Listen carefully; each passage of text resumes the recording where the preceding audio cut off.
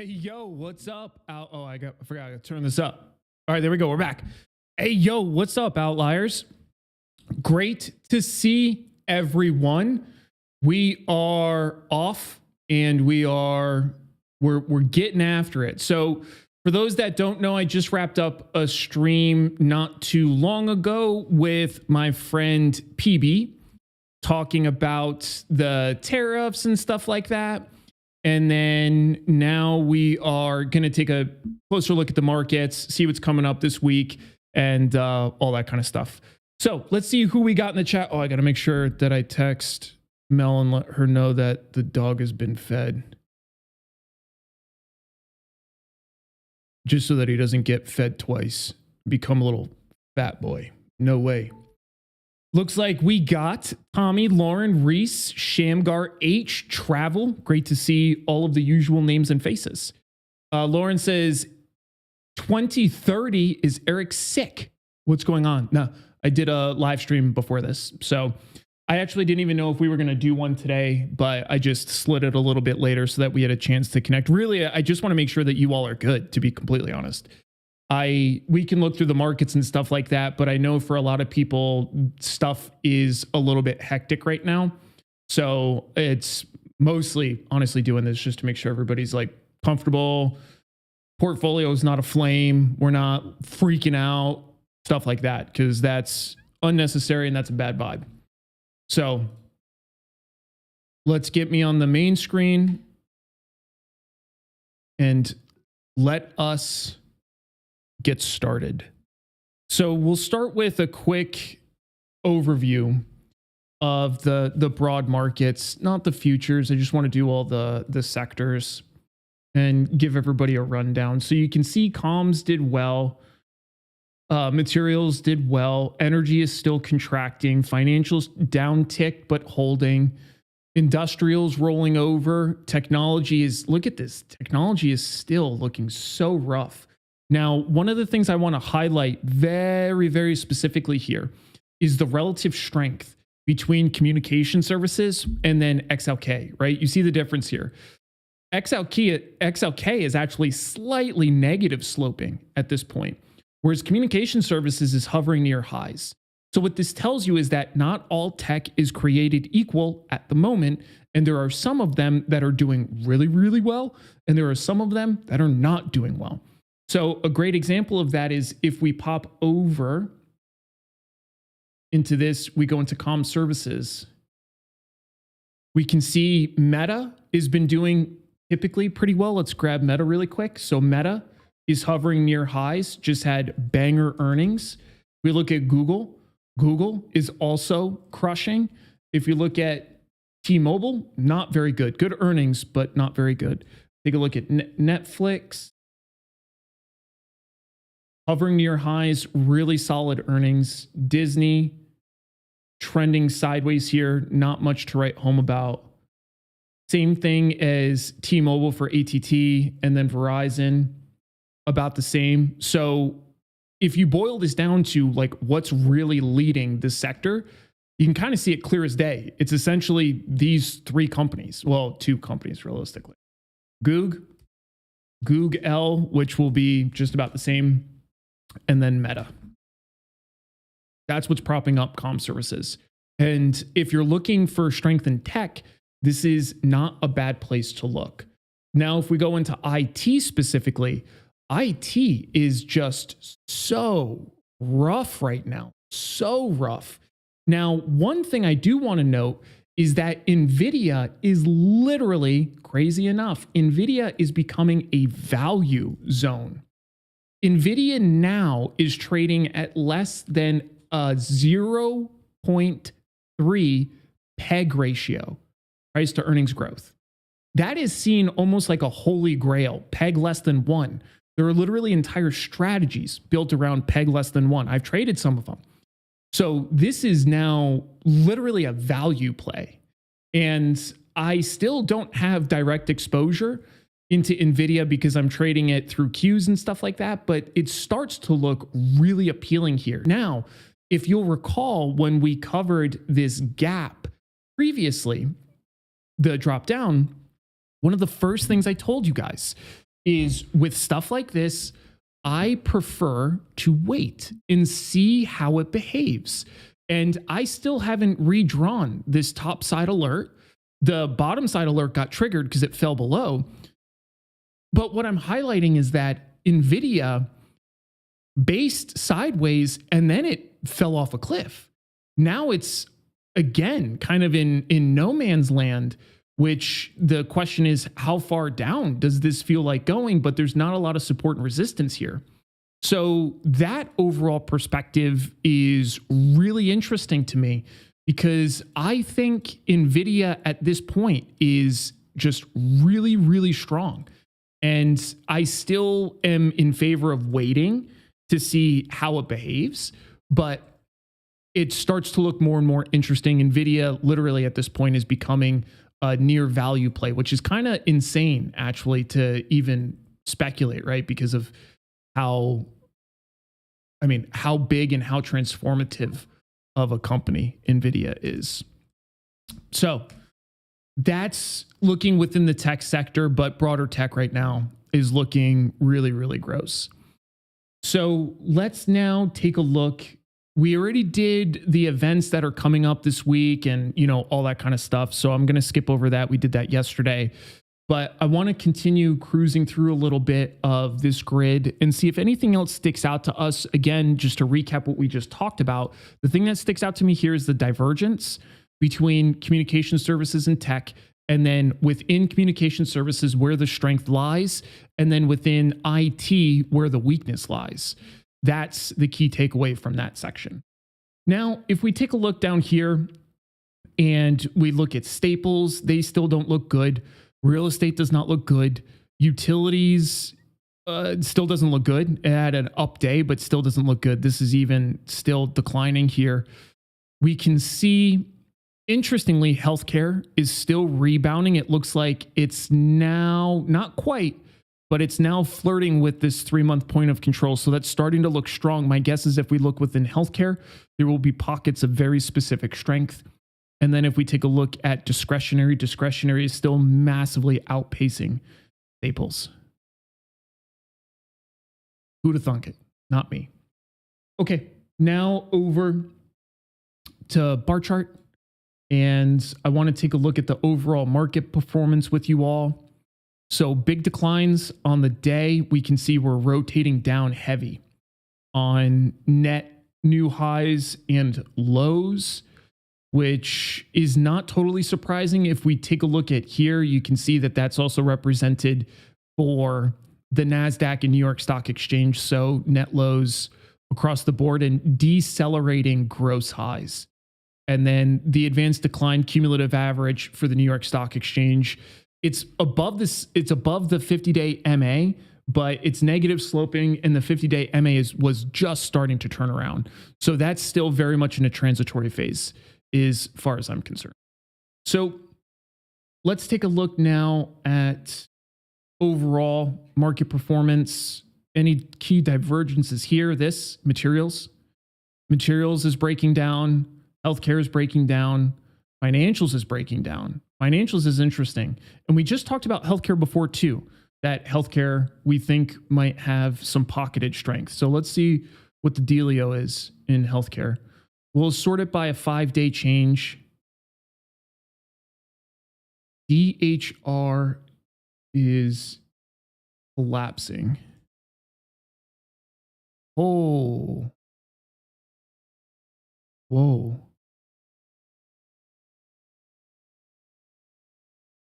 Very interesting. So interesting.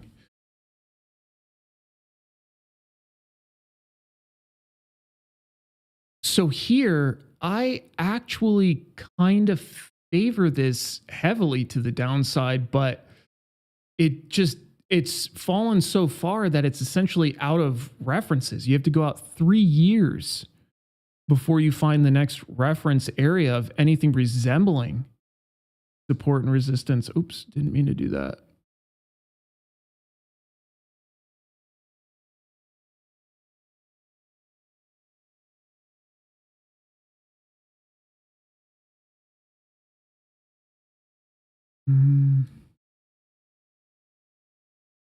I mean, the next volume node is right here at 211, but it's a small volume node. So this might be a continuation fade play. But this is contracting heavy contraction in DHR. And then mRNA coming into earnings, doing terribly on a 5-day. ALGN is next. So then now the question is within healthcare, what's doing well? Because there are clearly pockets of strength. So IDXX had really good earnings. AbbVie also had good earnings. So most of this is on reaction to earnings. And then obviously VRTX Vertex had that great release on that new non-opioid pain drug. So this is leading well into earnings. My expectation is this will probably continue to drift up. So this might actually become another upside play, actually. So let's take a look at the options here. Yeah, people are playing heavy upside. 21,000 against 13,000. How is it positioned for earnings on the 10th? Let's take a look at the cycle that includes earnings. Not a lot of exposure there, but double the call side. And then on the front side in 21 Feb, still double the call side. So this looks like a bullish opportunity. I have to add this to my laundry list of shit. So this is VRTX.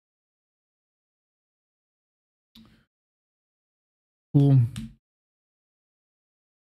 All right, so now let's circle back a little bit to the conversation I was having earlier with Peruvian Bull. And I want to talk about it from the perspective of like, how can we actively profit from what's going on from this trade war and the tariff war, I should say. So trading the tariff war. Now we can see clearly what the goal was. So if I grab just some general news,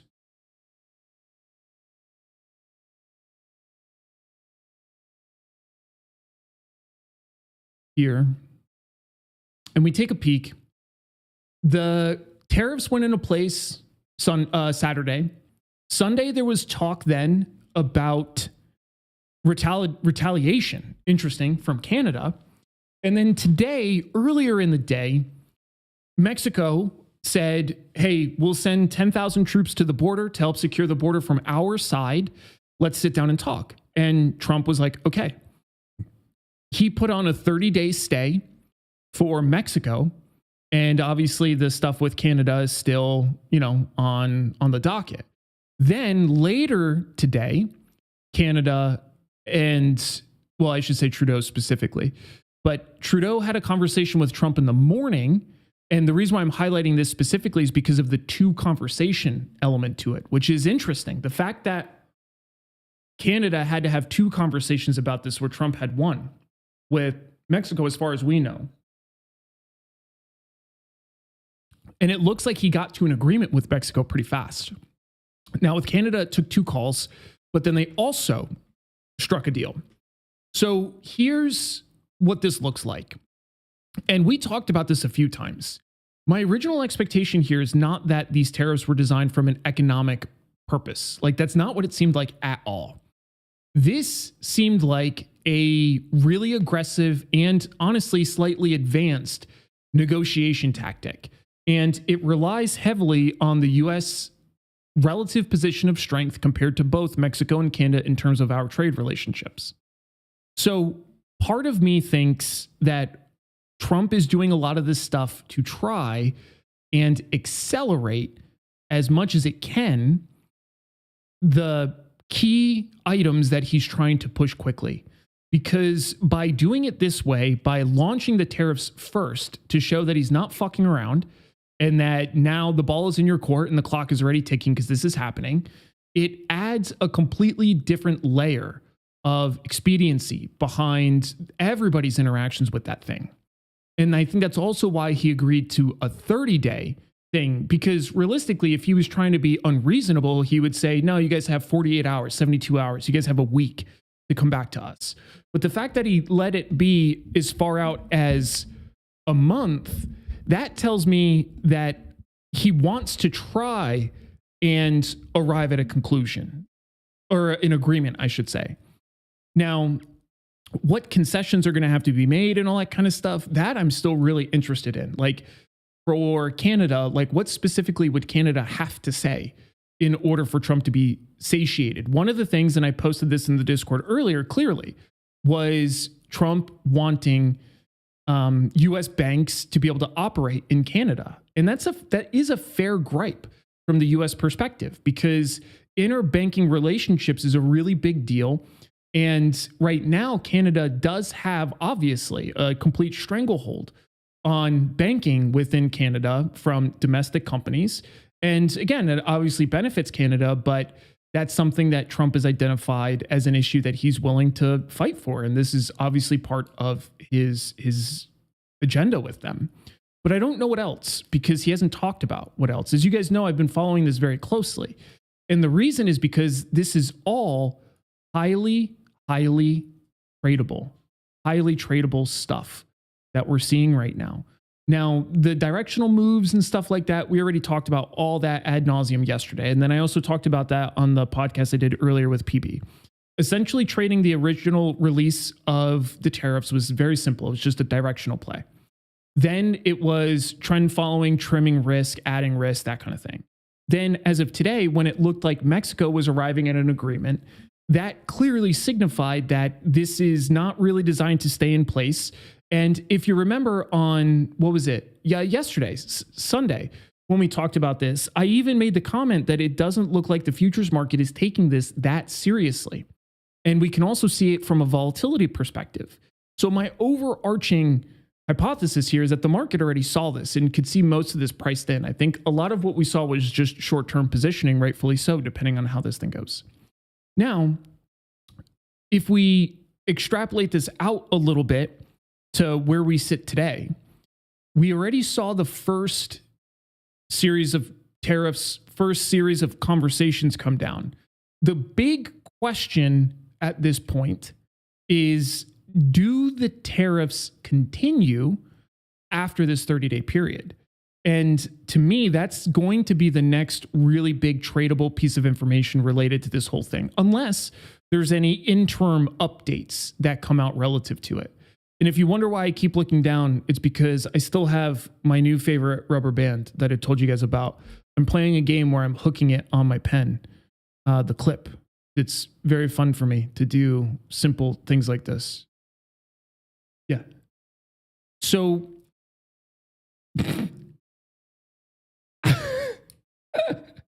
So Mel was walking by and she was going to close the door, because when I started recording, she wasn't here. So I didn't bother closing the door. It's really just to be mindful as she's walking around for the noise. But Thor's laying here in the bed. And as she was slowly closing the door, he just started grumbling. He just started grumbling, which is fucking hilarious. But the big question now, in my opinion, comes down to, does this continue? So here's the way I'm trading it going forward. I am being very, very mindful, depending on what news comes out between now and the 30-day update. And then if the 30-day update comes up and it looks like the tariffs are going back on, then shorts go back on. If it looks like that's not the case, then I probably wouldn't trade it necessarily to the upside, because I don't think that there's going to be a massive upside shock from prices if it is held off. And I already have net long deltas in the portfolio. Now, from the model portfolio I've been sharing with you all, I did trim a little bit of IBIT yesterday. And I had 1,000 shares at, I forgot what the basis was, but now I have 800 shares at a basis of 53.74. So I sold 200 shares. A big reason for that was literally just to pair off a little bit of near-term risk, depending on how far cryptocurrencies continue to move. And I'm still 43% utilized, but I wanted to add a little more risk in short puts to kind of play the down move. So that leads us to where we are now. We have about maybe 10 minutes left.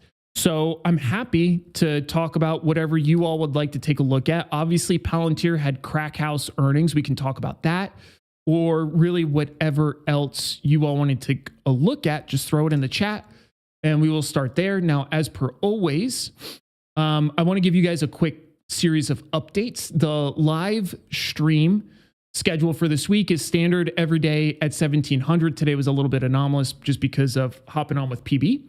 But tomorrow we have the pro stream. Wednesday will be our case study, or I'm sorry, our skill development. Thursday will be pro stream with the case study that builds off of the skill development. Friday will be beginners. We're learning about volatility.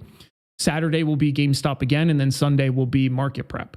Now, for the skill development session for this week, I haven't fully decided yet what I want to do. I'm between a few things.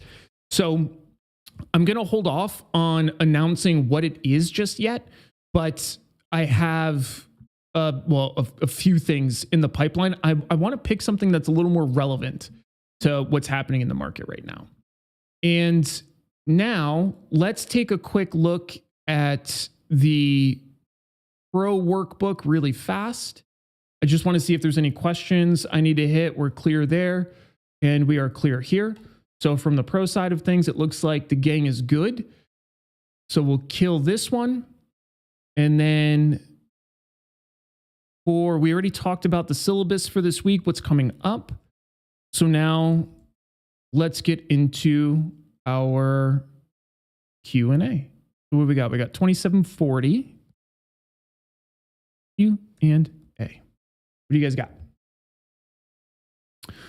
Eli says, I don't understand the obsession with GameStop. What do you see in the stock that I'm missing?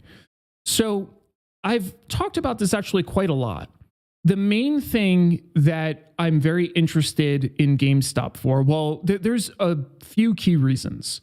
The first key reason is it literally is like, it's kind of like a movie because it has these very, very eclectic and strange characters that have abnormal personalities. So that's somebody like the cat, that's somebody like Cohen. They do not have like what I would consider to be normal people incentives and personalities, right? Like most CEOs of most companies take compensation. So the fact that he doesn't, that tells us that his overall motivation for doing things is slightly different.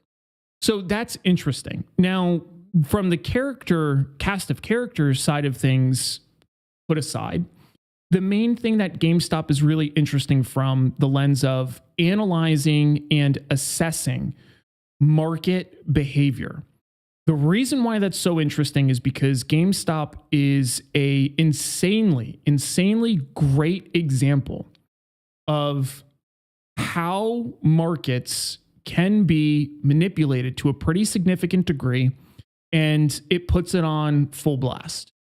So that's why I'm very interested in GameStop. Not only is the stock itself interesting, but the people that are around the stock from, again, a CEO perspective, from big investor perspective. Rowan Kitty's probably the largest retail trader that exists. So for somebody like him to do what he does in that stock is fascinating. And then it's also an incredible vector to learn about market structure, market microstructure, and a lot of the plumbing side of things. So that's why. I'm confused. Okay. Tommy says Trump launched a warning shot. Do you think that had anything to do with RC moving shares? I don't think so. I don't think the tariffs really had anything to do with it. I'm still uncertain with Cohen's perspective on moving those shares. I haven't been able to find a good explanation of it yet, to be completely honest. But I'm also interested in it. Now, if we think of it from a general perspective, why would you move shares of anything, not just GameStop, but why would you move assets from an entity, an LLC, into your personal name? Well, the first reason is you're trying to deconflict what assets that LLC holds. That could be for a number of reasons. There's essentially no big difference in terms of ownership or ability to leverage the assets. The main reason why you would make that change is if you're trying to deconflict the holdings within the LLC, you're planning on essentially pulling the LLC down and you're getting the assets out of it. I am curious if that might be the case, but yeah, I haven't seen anything directly on it. Chris says, why don't they do anything about market manipulation in GME? It's a great question. And they don't not do anything. They do stuff, but unfortunately it's just not enough. So I think the reason why you see that is because change takes a long time and there are a lot of things that have to change. So like, for example, the amendment to Reg Show that came out that now requires entities essentially to show their short holdings. Like that's actually kind of pertinent here. And how well that's adhered to and how big of a deal that is, that's honestly a completely different story. I'm not exactly super bullish on that, to be honest. But nonetheless, it is something that's at least happening. So yeah, I generally think the reason is change takes a long time. There's a lot of really strong players in place that don't want to see the change made. There's probably exceedingly active negative incentives being placed for that change by these large constituents, stuff like that. Tommy says, you think digital services, Netflix, Microsoft are not tariffable by other countries? Well, the tricky part with something like tariffs is that they impact things in a lot of different ways. So for example, I don't think we can think of it directly in that context, although they could, because a lot of places will use Microsoft infrastructure for things, right? Word, and most of that's become cloud-based. So they definitely could be tariffed. But the main thing I think about anyways is the relationship between all this stuff. So if we think of a company here, and this company is, what's one of the examples you did? You did Netflix. So Netflix, the primary way Netflix makes money is by the customers. Well, if overall tariffs that are in place over here, these are now documents instead of a building, these are tariffs. And if these tariffs lead to an increase of anything from $500 to $1,000 in monthly spending for consumers, that trickles back into this customer's budget. So as they're looking at their budget for this month, they need to figure out what line items are going to come off. And typically stuff like this is pretty high on that come off item list, especially with the recent price hikes in Netflix. So even though the tariffs that you see aren't directly being reflected here in something like Netflix, even in their current state, there's still going to be a trickle down effect that's going to come from the spending capacity and the overall capability that consumers have to spend money. So indirect effect, but still direct effect for sure. Now that actually reminds me in a completely strange but different way. I wanted to show you all something that I caught earlier today and started trading. Or was it?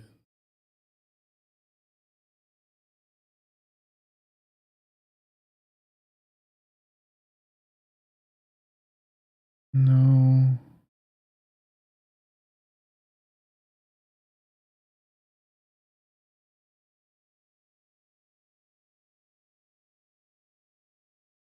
Damn it. I can't remember the fucking ticker. Oh, I think this might be it. Oh. Let me see. Yeah. So this is a really, really interesting ticker. So if you take a look, it does have options. It's really, really illiquid, which is actually an important point here. But I came across this a little while ago. And the reason why I didn't really talk about it much is because I actually didn't want to draw too much attention to it. But now I'm not really trading it like this. But it had some news come out late last year. And then I started noticing this really, really peaky behavior in BEKE. And this is a really, really interesting ticker to keep an eyeball on from a volatility perspective, because I've traded this directly for volatility risk premiums, but I've also traded this from a short squeeze perspective because it had a couple insanely large moves intraday that I do think were partially fueled by a squeeze. And then there's a couple others actually that came across the same scenario. This is not it. This is not it. Damn it. There was one other I wanted to show you guys. Nope, that's not it.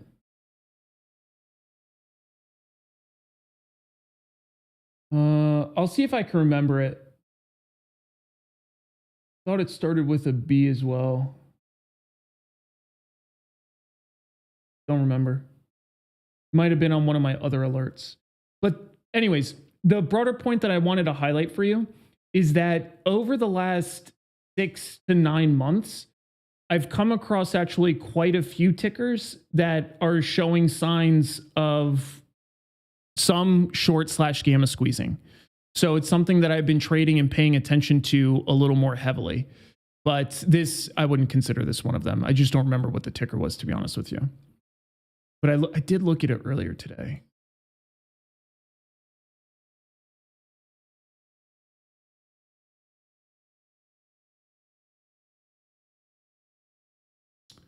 Not DHR. Yeah, I don't remember. Damn. I wish I could have showed you guys this other one. But anyways, this was one of them. Anyways, back to Reese. Reese says, HIMS, they have high short interest. Can you tell if price action is shorts covering or natural price discovery? You can't really tell. It's very difficult to directly reflect that. But this doesn't look like shorts covering. Now, there definitely will be shorts covering in the process of this. But the way to think about shorts covering is you're normally going to see really big peaky candles.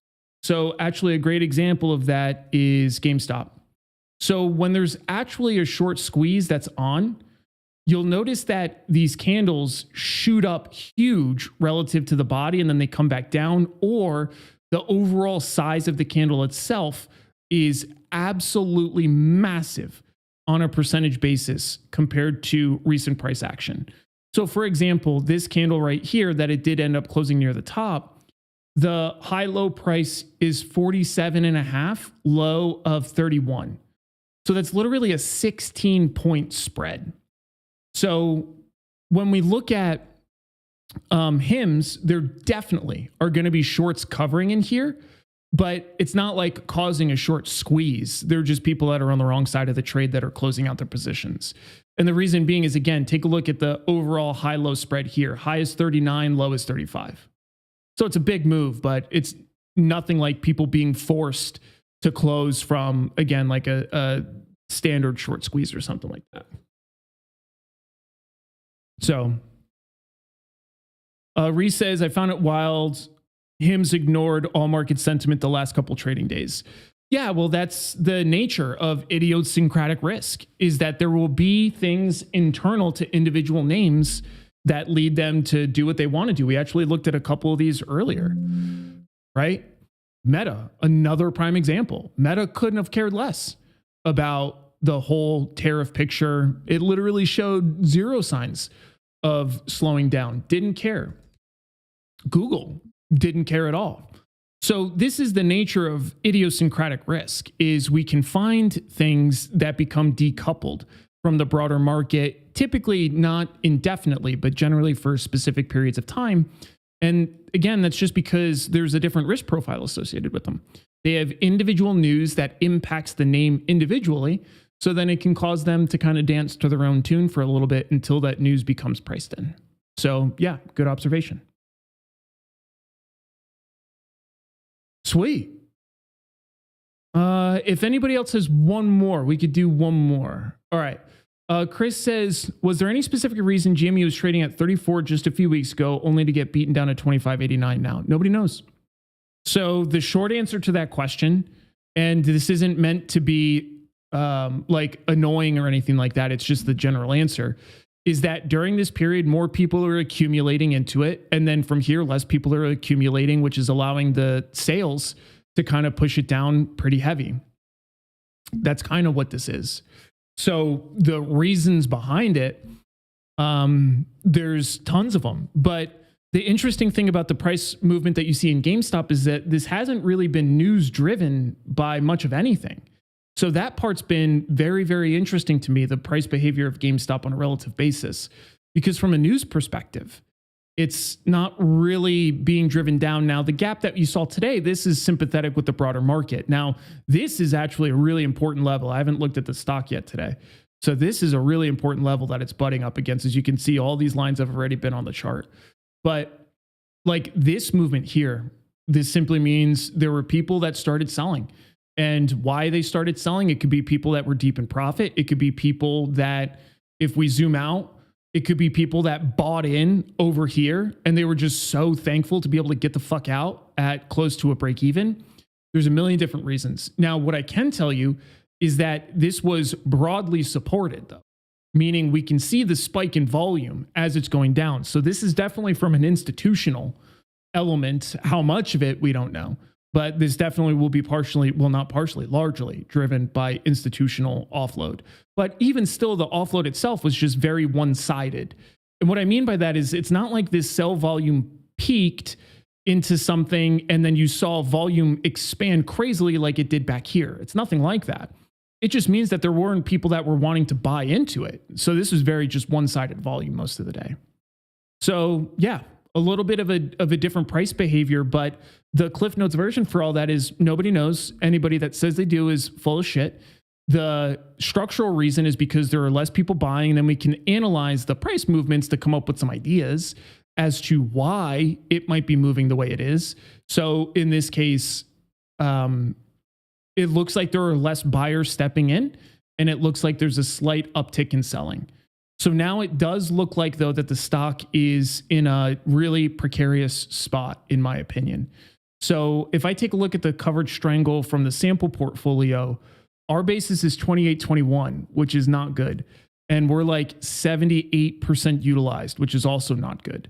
So the cash component of this is a little bit too light, but I do have the 25 puts. So very likely what would happen in this scenario from my trade, which I'll talk about this on the video tomorrow, is probably take some of those puts down, hopefully at a profit since they've been out for a while. And then I will likely buy some of the shares outright. And it's just because of where the price is currently sitting. So yeah, really interesting behavior here though. No doubts about it. Sweet. All right, gang. That wraps me up for today. I will catch all the Outlier pros on the stream tomorrow. If you guys need anything, hit me up in the Discord. Be an Outlier. I'll see you all later.